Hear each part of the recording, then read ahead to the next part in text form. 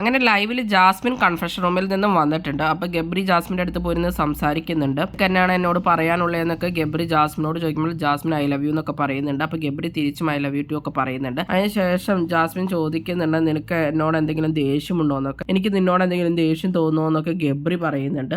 തിരിച്ച് ഗബ്രിയും അതുപോലെ തന്നെ ചോദിക്കും. ജാസ്മിനും പറയുന്നുണ്ട്, എനിക്ക് അങ്ങനെ നിന്നോട് ദേഷ്യമൊക്കെ തോന്നുന്നു, നീ എന്താ ചോദിക്കുന്നത് എന്നൊക്കെയുള്ള രീതിയിൽ. നീ പോയി ഫുഡ് കഴിക്കുന്നൊക്കെ ജാസ്മിൻ ഗബ്രിയോട് പറയുന്നുണ്ട്. എനിക്ക് കുഴപ്പമില്ല, ഞാൻ പോയി കഴിച്ചോളാം എന്നൊക്കെ പറയുന്നുണ്ട്. എന്നിട്ട് ജാസ്മിൻ ഗബ്രിയുടെ ഇടയ്ക്ക് ചിരിക്കുകയൊക്കെ ചെയ്തിട്ടുണ്ട്. അങ്ങനെ അവർ തമ്മിലുള്ള പ്രശ്നം ഏകദേശം സോൾവ് ആയിട്ടുണ്ട് എന്ന് വേണം കരുതാനായിട്ട്. പുറത്തേക്ക് റൂമിലേക്കൊക്കെ വരാൻ വേണ്ടി ഗബ്രി വിളിക്കുമ്പോൾ ജാസ്മിൻ പറയുന്നുണ്ട്, വീട്ടുകാരെയൊന്നും എനിക്കിപ്പോൾ കാണാൻ തോന്നുന്നില്ല, അതുകൊണ്ട് ഞാനിവിടെ കിടക്കുവാണെന്നൊക്കെയാണ് ജാസ്മിൻ പറയുന്നത്.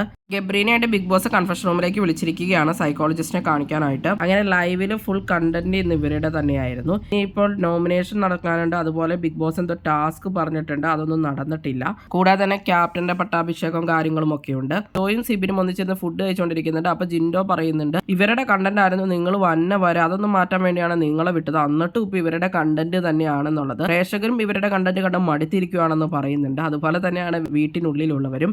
ജിൻഡോയും അത് തന്നെ പറയുന്നുണ്ട്. ഞങ്ങൾ വന്നപ്പോൾ ഇവർ അടിച്ച് പിരിഞ്ഞിട്ടൊക്കെയുണ്ട് കുറച്ചൊക്കെ. വാഴയുടെ അവിടെ ഇരുന്ന് വർത്താനം പറയലും മറ്റുമൊന്നും ഇപ്പോൾ കാണാറില്ലല്ലോ എന്നൊക്കെയുള്ള രീതിയിൽ സിബിൻ അവിടെ പറയുന്നുണ്ട്.